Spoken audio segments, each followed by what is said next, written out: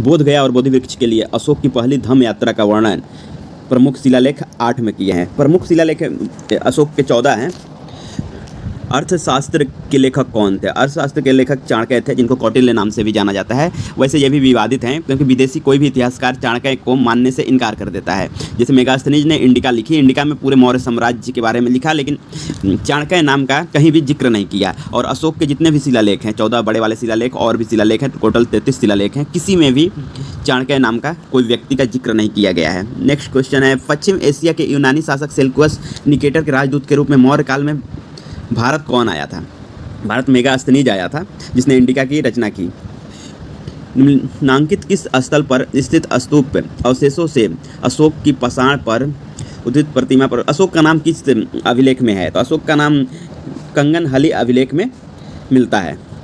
मौर्य सम्राट बिंदुसार के शासनकाल के दौरान कौन सा वैचारिक दर्शन, बिंदुसार जो था वो आजीवक दर्शन को मानता था, और उस समय आजीवक दर्शन फला फूला।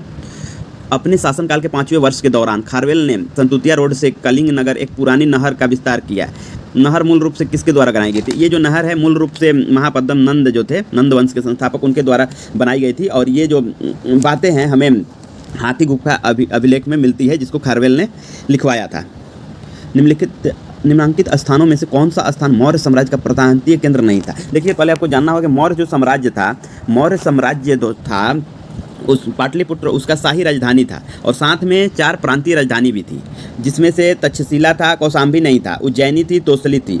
आपका उत्तर में तक्षशिला था, दक्षिण में सुवर्णगिरी जो कर्नाटक में पड़ता है, पूर्व में तोसली थी, पश्चिम में उज्जैनी थी। नेक्स्ट क्वेश्चन, निम्नलिखित में से कौन सा अशोक मौर्य द्वारा बौद्ध धर्म का प्रचार नहीं भेजा गया था? देखिए, अशोक मौर्य ने मिहिस नहीं भेजा था। अशोक मौर्य ने बौद्ध धर्म के प्रचार के लिए 9 मिशनरी को भेजा था, जिसमें से रक्षित थे, महादेव थे, धर्म रक्षित थे, लेकिन महिष नाम का कोई भी मिशनरी नहीं था। निम्नांकित में से किस भाषा में अशोक के अभिलेख लिखे गए थे?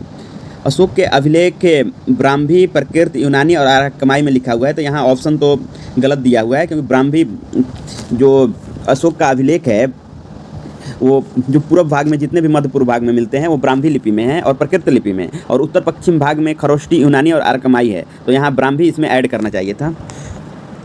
किस भारतीय राजा ने अपनी हिंसक विजयों से परेशान होकर के बौद्ध धर्म ग्रहण किया और अपनी प्रजा के साथ मानवीय व्यवहार किया, जिसमें सैकड़ों हजारों लोग मारे गए थे? राजा का नाम अशोक ने किया था। कलिंग युद्ध के बाद उसने बौद्ध धर्म अपना लिया था।